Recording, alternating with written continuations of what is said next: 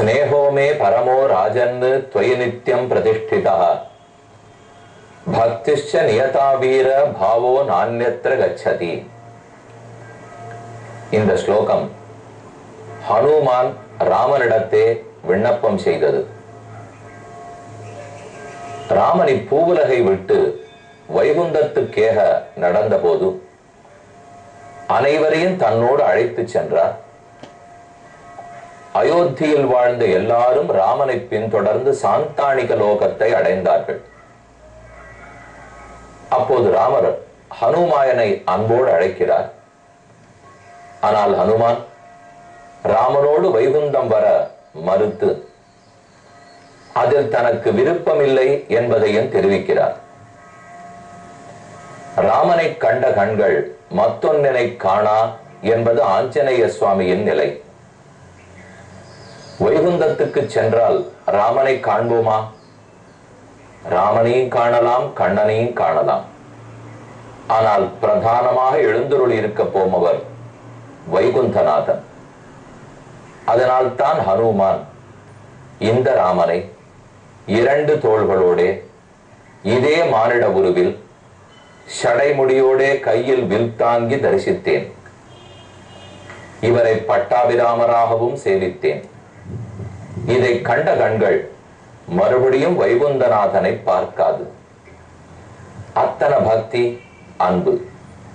அதனால் தான் ஆஞ்சநேயர் இன்னும் இந்த பூலோகத்திலேயே இருக்கிறார், ராம நாமத்தை வாயோயாமல் சொல்லிக் கொண்டிருக்கிறார் என்றே கூறப்படுகிறது. இன்று நாம் ஆஞ்சநேய சுவாமியை, தானே தோன்றிய மூலவரை தரிசிக்க போகிறோம். அதற்குத்தான் ஒரு சன்னிதானத்தை அடைந்துள்ளோம். சென்னையிலேயே 7 கிணறு பகுதியில் பேரக்ஸ் தெருவில் உள்ளது பக்த ஆஞ்சநேயர் திருக்கோயில். இக்கோயிலுக்குள் ஆஞ்சநேயருக்கு அருள் புரிந்து கொண்டு பல எம்பெருமான்கள் எழுந்தருளி உள்ளார்கள். மிகவும் ஜனசந்தடி மிக்க இடம். பழைய நாளிலிருந்து இவ்விடத்துக்கு பெருமை. இத்திருக்கோயில் சுமார் 150 வருடங்களாக இவ்விடத்தில் உள்ளது.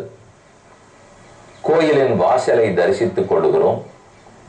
ராமனே மேல்கட்டில் எழுந்தருளி உள்ளார். உள்ளே புகுகிறோம். பலிபீடம், துவஜஸ்தம்பம். ராமன் இங்குள் இருக்கிறார் என்று பறைசாற்றும் கருட கொடி. கருட புட்கொடி சக்கரப்படை வானநாடை என் கார்முகில் வண்ணா என்ன நம்மாழ்வாருடைய பாசுரம். கருட கொடி கருகிலேதான் நாம் கீழே விழுந்து நமஸ்கரிக்க வேண்டும். அதையே சாஷ்டாங்க பிரணாமம்னு சொல்லுகிறோம். திருக்கோயிலை வலம் வருகிறோம். பிராகாரம் சுற்றுப்புறம் நன்றாக பராமரிக்கப்பட்டிருக்கிறது. ஆங்காங்கிருக்கும் செடி கொடிகளும் கண்ணில் படுகின்றன. மக்கள் அனைவரும் தினந்தோறும் வந்து சேவித்து செல்லுகிறார்கள். ஒரு புறம் உயர்ந்த ராஜகோபுரம், 3 நிலைகள் உள்ள ராஜகோபுரம். கோபுரத்தை தரிசித்தோம். துவஜஸ்தம்பம், பலிபீடத்தை சேவித்தோம். இனி கோயிலுக்குள் செல்கிறோம். பாண்டுரங்கனும் ருக்மிணி தேவியுமாக ரொம்ப ஆச்சரியமா தரிசனம் கொடுக்கிறார்கள். இங்கு மேலும் பல ஸ்ரீமூர்த்திகள் உள்ளார்கள். முதலில் பாண்டுரங்கன், அருகே இருக்கும் ருக்மிணி தேவி. இருவரும் தங்கள் இடையில் கையை வைத்துக் கொண்டு ரொம்ப உல்லாசமாக கம்பீரமாக சேவை சாதிக்கிறார்கள். பாண்டுரங்கனையும் ருக்மிணி தேவியும் சேவித்துக் கொண்டோம். அவர்களுக்கிடையே உற்சவர் திருக்கோலத்தில் வேணுகோபால கிருஷ்ணன் உள்ளார். எப்போதும் அவருடைய குடவுதலில் தோற்றிருந்த ஆண்டாளும் அங்கேயே எழுந்தருளி இருக்கிறாள். ஹனுமார் சந்நிதி, ராமன் சந்நிதி புரிகிறது. ஏது பாண்டுரங்கன்? எப்படி கண்ணனும் இந்த இடத்துல எழுந்தருளி இருக்கிறார்? ராமனும் சரி, கண்ணனும் சரி, இருவரும் சேர்ந்து தானே நமக்கு கீதை உபதேசித்தார்கள். எப்படி? செய்து காட்டியது ராமன், உபதேசித்தது கண்ணன். செய்து காட்டினால்தானே உபதேசிக்க முடியும். கீதையில் என்னென்னலாம் கூறினாரோ அதத்தனை ராமன் நடந்து காட்டினான். வாழ்ந்து காட்டினார். அதையே தான் கண்ணன் பெருமான் நமக்கு உபதேசித்தார். மேலும் இந்த சந்நிதிக்குள் செல்லுவதற்கு முன்னால் சுந்தர காண்டத்தின் அடுத்த சர்க்கத்தை பார்ப்போம். நாம் ஏற்கனவே அனுபவித்தது 35வது சர்க்கம். ஹனுமான் தன்னுடைய வரலாறு அனைத்தையும் சீதையிடத்தை சொன்னார். ராமனுடைய அங்க அடையாளங்களை கூறினார். அவனுடைய சிறந்த பண்புகளையும் எடுத்துரைத்தார்.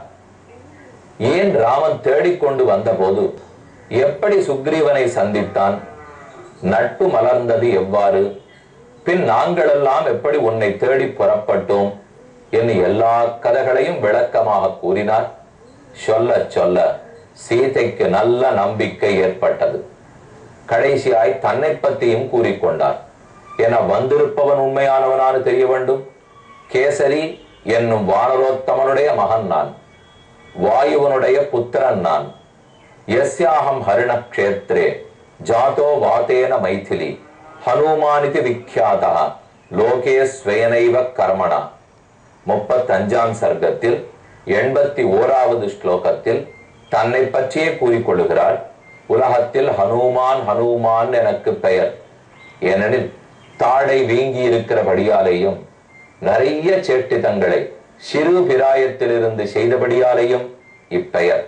விஸ்வாசார்த்தந்து வைதேகி வர்த்துக்தாமயா குணாக. உனக்கு நம்பிக்கை ஏற்படட்டும்ங்கிறதுக்காகத்தான் உன் கணவனுடைய அருமை பெருமைகளை விளக்கமாக கூறினேன். இதை கேட்டு சீதைக்கு பெருத்த ஆனந்தம் ஏற்பட்டது. அப்ப ஹனுமான் கைகூப்பி பிரார்த்திக்கிறார்.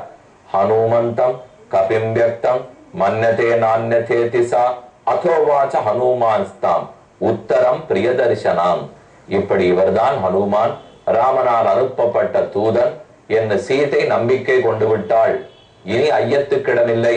இது தெரிந்த விற்பாடு கைகூப்பி கொண்டு தழுதழுத்த குரலில் ஆஞ்சநேயர் பிரார்த்திக்கிறார். எனக்கு என்ன நியமனம், என்ன தொண்டுகளை அடியேனுக்கு இடப்போகிறீர், என்ன ஆணையிடப் போடுகிறீர்? தொண்டன் அடியேன் வந்து நிற்கிறேன். இதுவரை ராமனுக்குத்தான் தொண்டு புரிந்திருக்கிறேன். இப்போதுதான் தேவரீருக்கு தொண்டாற்றும் பாக்கியம் கிட்டிற்று.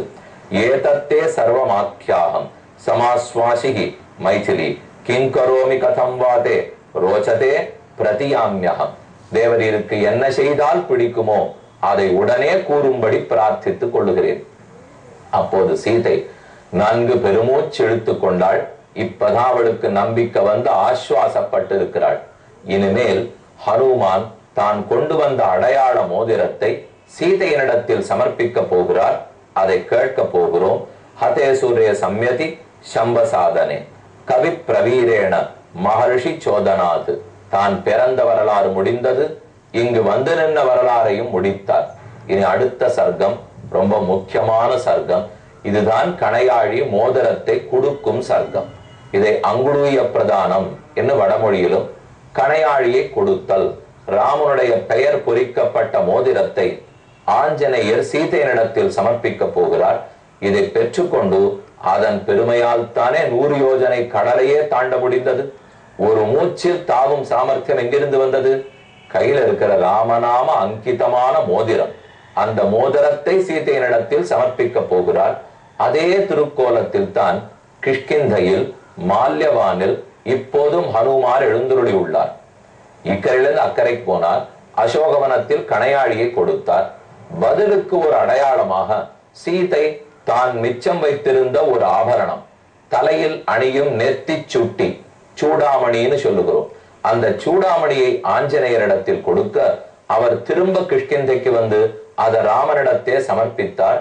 இன்னைக்கும் கிஷ்கிந்தையில் மால்யவான்கிற மலையில் ரகுநாத் மந்திர் உள்ளது. அந்த ரகுநாதர் மந்திரில் ஹனுமான் அப்படி கைகளால் சூடாமணியை கொடுக்கிறா போலையும் ராமன் அதை பெற்றுக் கொள்ளுகிறா போலையும் தான் மூலமூர்த்தி அனைவருமே எழுந்தருளி உள்ளார்கள். கண்டிப்பா அதை நீங்க சேவிக்கணும். அதை போல மத்த எந்த இடத்திலையும் நாம சேவிக்க முடியாது. சூடாமணி ஆஞ்சநேயர் கொடுக்கிறார், ராமன் பெற்றுக் கொள்ளுகிறார். ஆனால் ஆஞ்சநேயர் சீதைக்கு மோதிரத்தை கொடுத்தார் போலே லங்கையில் கோயில் இருந்தால் போய் சேவித்து விட்டு வரலாம்.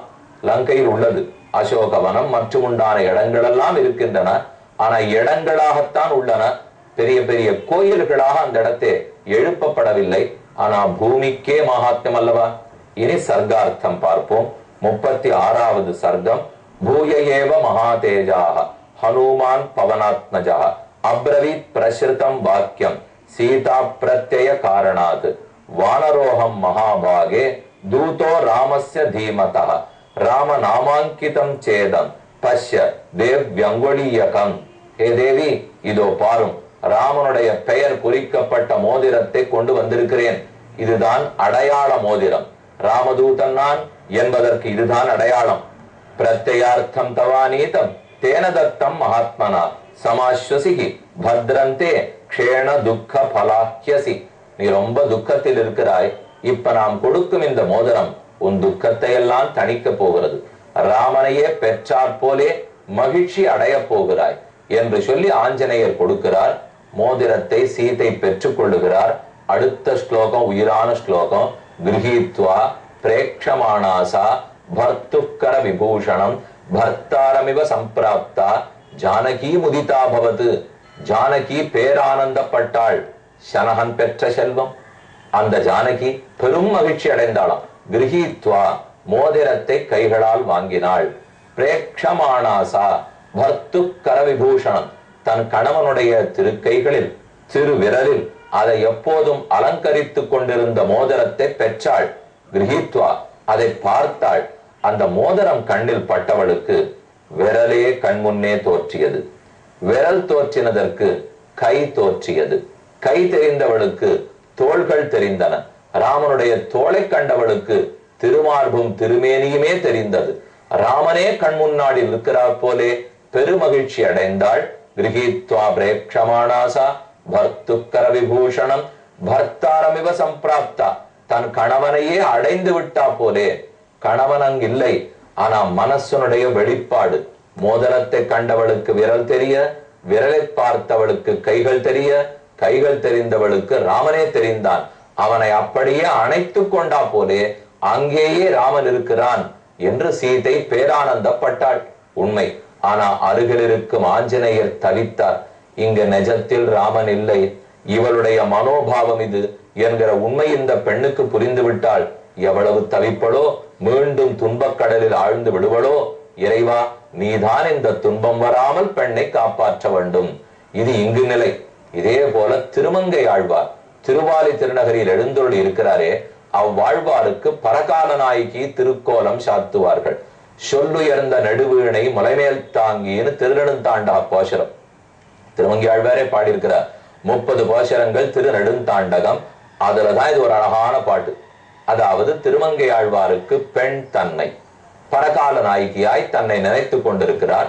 ஒரு பெரிய வீணை எடுத்து தன் தோள்களில் சாத்தி கொண்டு அதன் தந்தியை இந்த பெண் மீட்டி கொண்டிருக்கிறாள். அவள் அதை மீட்டதை பார்த்தா எப்படி தெரியுமோ இருந்தது? தன் நாயகனுடைய முதுகை தடவி விடுகிறா போல இருக்கான்.